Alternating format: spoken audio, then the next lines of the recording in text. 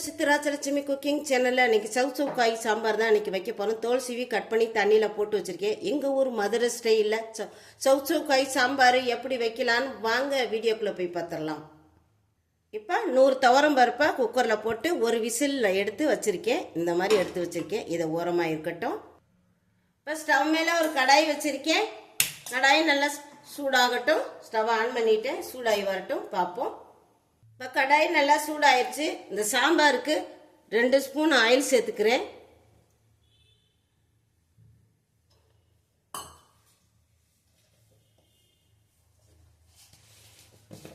எண்ணெய் நல்லா காஞ்சிருச்சு. ஒரு 1/2 ஸ்பூன் கடுகு உளுந்து, ஒரு 1/2 ஸ்பூன் சின்ன சீரகம் எல்லாமே நல்லா பொரிஞ்சு வரணும். பொரிஞ்சு வந்ததுக்கு அப்புறம் வெங்காயம் கடுகு நல்லா பொரிஞ்சிருச்சு. பொடியாக நறுக்குன பெரிய வெங்காயம் நல்லா பொரிஞ்சிருச்சு. பாருங்க, வெடிக்கிற சவுண்டு கேட்குது.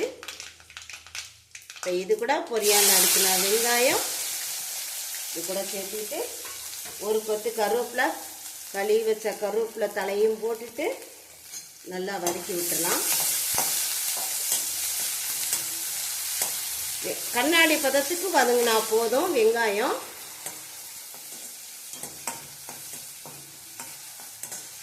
வதங்கட்டும். வெங்காயம் நல்லா கண்ணாடி பதத்துக்கு இந்த மாதிரி நல்லா வதங்கிருச்சு. இப்போ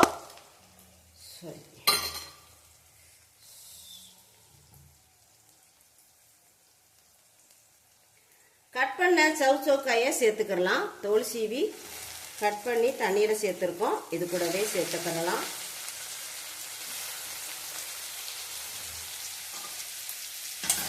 இப்போ இந்த சவுச்சவு காயும் வெங்காயத்தோட சேர்த்து நல்லா வதக்கி விட்டுறலாம்.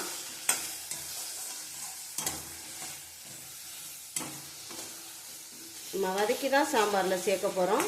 செம்ம டேஸ்ட்டாக இருக்குங்க எங்கள் ஊர் மதுரை ஸ்டைலில். வெங்காயம் நல்லா வெங்காயமும் சவுச்சவு காயும் நல்லா வதங்கட்டும்.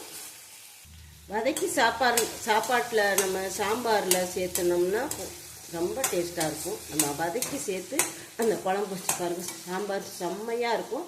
கல்யாண வீட்டு சாம்பார் மாதிரியே இருக்கும். அருமையான டேஸ்ட்டில் இருக்கும்.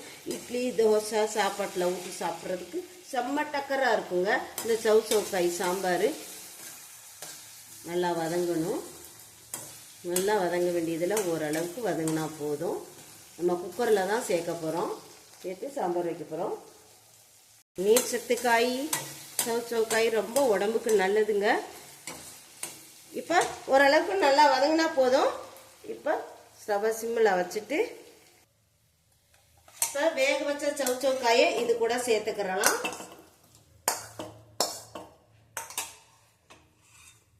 இப்போ ஒரு பாத்திரத்தில் ஒரு லெமன் சைஸு புளியை கரைச்சி வச்சுருக்கேன். இது கூட சேர்த்துக்கிறலாம். இப்போ இது கூட கழுவி கட் பண்ண ஒரு தக்காளியும் இது கூட சேர்த்துக்கிறலாம். சேர்த்து விட்டுட்டு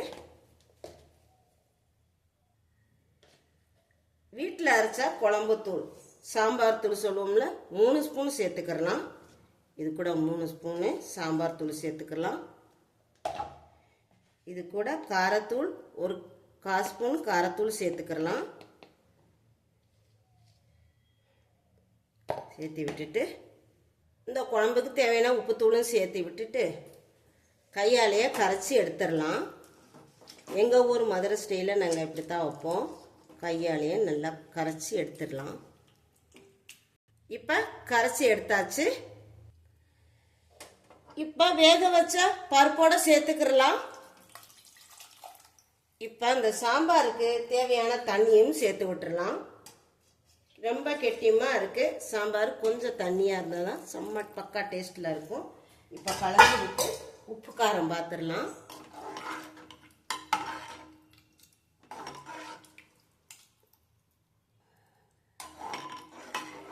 இந்த அளவுக்கு தண்ணியாக இருக்கணும். கொஞ்சம் தண்ணியாக இருந்தால் தான் டேஸ்ட்டாக அள்ளுங்க. இப்போ உப்பு காரம் பார்த்துடலாம்.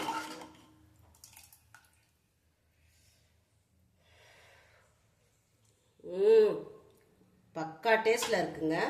இப்போ இது கூட கொத்தமல்லி தலையை கையாலேயே நல்லா கிள்ளி கழுவி எடுத்துகிட்டு வந்தாச்சு. கிள்ளி இப்படி சேர்த்துக்கலாம்.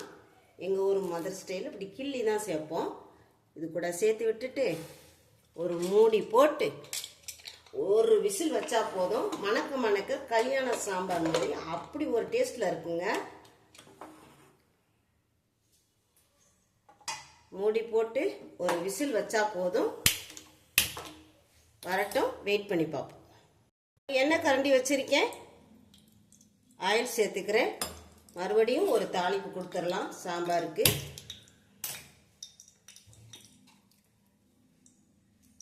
எண்ணெய் காயட்டும்.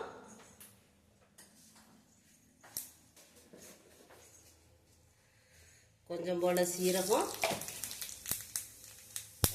கழுவி வச்ச கருவேப்பிலை போல ரெடி ஆயிடுச்சு. இப்போ சாம்பாரோட சேர்த்துக்கலாம். அப்படி ஒரு அருமையான டேஸ்ட்டில் இருக்குங்க சவுசவுக்காய் சாம்பார். ரெடி ஆயிடுச்சு. ஸ்டவ் ஆஃப் பண்ணிக்கிறேன். இப்போ மூடி ஓப்பன் பண்ணி பார்த்துடலாம். பார்த்து ஜாக்கிரதையாக எடுக்கணும். சாம்பார் ரெடி ஆயிடுச்சு. இப்போ தாளித்து இந்த சாம்பாரோட சேர்த்துக்கலாம். இப்படியே விடாமல் இந்த எண்ணெய் கரண்டிலேயே சாம்பார் ஊற்றி கலக்கி செம்ம டக்கரான சவுசவுக்காய் சாம்பார் ரெடி ஆயிடுச்சுங்க. அப்படி ஒரு மணமாக இருப்பாருங்க. ரொம்பவும் குழையாமல் அங்கங்கே நல்லா கொஞ்சம் முழுசாகவும் அதே சமயத்தில் நல்லாவும் வெந்துருச்சு சவுசவுக்காய். செம்ம பக்காவான டேஸ்டில் இருக்குங்க. இப்போ லாஸ்ட்டில் கொத்தமல்லி தலைகளையும் சேர்த்து விட்டுட்டு ஒரு கலந்து விட்டு அருமையான டேஸ்ட்டில் சவுசவுக்காய் சாம்பார் ரெடி ஆயிடுச்சு. மதுரை, எங்கள் ஊர் மதுரை ஸ்டைலில் சாம்பார் ரெடி ஆயிடுச்சு. சவுசவுக்காய் சாம்பார் ரெடி. சக்கரான சாப்பாடு, இட்லி, தோசைக்கு சாப்பிடலாம், ஊற்றி சாப்பிடலாம். அவ்வளோ ஒரு அருமையான டேஸ்ட்டில் இருக்குங்க. இந்த சேனலுக்கு, சித்ராஜலட்சுமி சேனலுக்கு சப்ஸ்கிரைப் பண்ணுங்க, சப்போர்ட் பண்ணுங்க, லைக் பண்ணுங்க, ஷேர் பண்ணுங்க, கமெண்ட் பண்ணுங்க. Please like. சித்ராஜலட்சுமிக்கு சப்போர்ட் பண்ணுங்க.